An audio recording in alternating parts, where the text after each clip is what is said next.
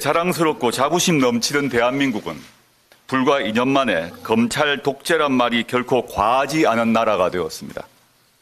조롱이나 비유가 아닙니다.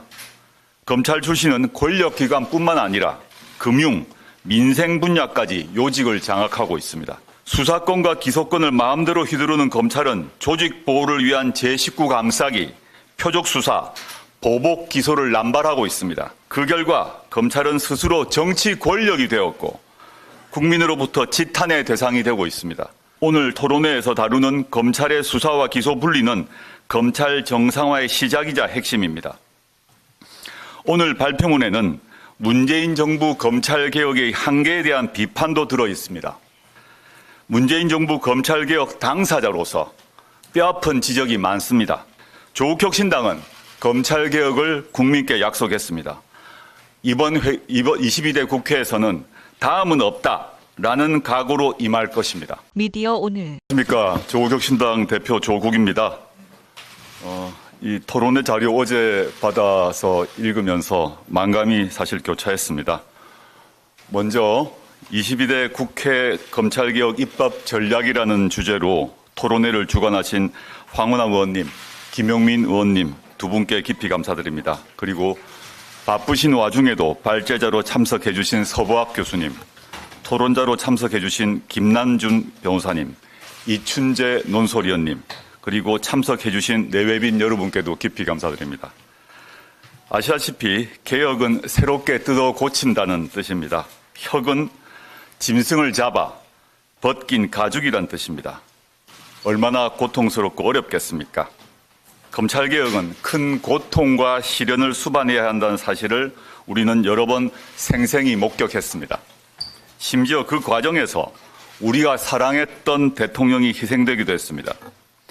한국 검찰은 전 세계적으로 유례를 찾기 힘들 정도로 무소불위의 권한을 독점하고 있습니다. 보다 과감하고 단호한 개혁이 필요하다고 생각합니다. 그렇게 자랑스럽고 자부심 넘치는 대한민국은 불과 2년 만에 검찰 독재란 말이 결코 과하지 않은 나라가 되었습니다. 조롱이나 비유가 아닙니다. 검찰 출신은 권력기관뿐만 아니라 금융, 민생 분야까지 요직을 장악하고 있습니다.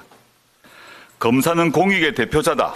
오로지 진실만을 따라가는 공평한 검사가 되겠다라고 선서합니다. 과연 지금 그렇습니까?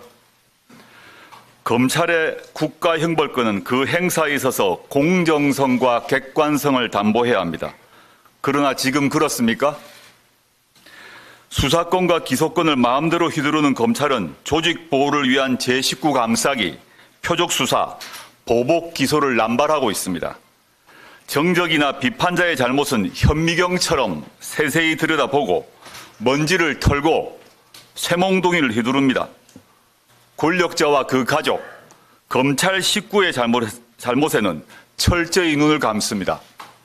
그 결과 검찰은 스스로 정치 권력이 되었고 국민으로부터 지탄의 대상이 되고 있습니다. 검찰 정상화가 시급합니다. 검찰개혁은 어느 한 사람이나 한 정당의 힘으로 완성할 수 있는 것이 아닙니다. 국민과 국회가 개혁의 주체로 뜻과 지혜를 모아 결단해야 가능합니다. 선출되지 않고 통제받지 않은 검찰의 권력을 국민께 돌려드려야 합니다. 반드시 되돌릴 수 없는 개혁이 필요합니다.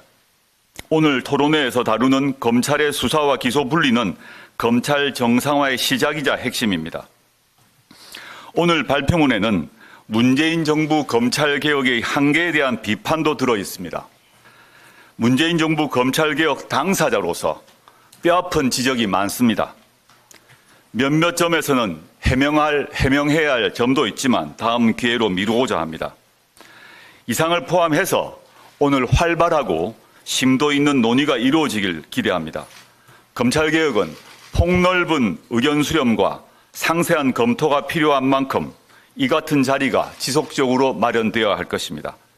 조국혁신당은 검찰개혁을 국민께 약속했습니다. 이번 22대 국회에서는 다음은 없다라는 각오로 임할 것입니다. 여기 계신 분들 모두 함께해 주십시오. 감사합니다.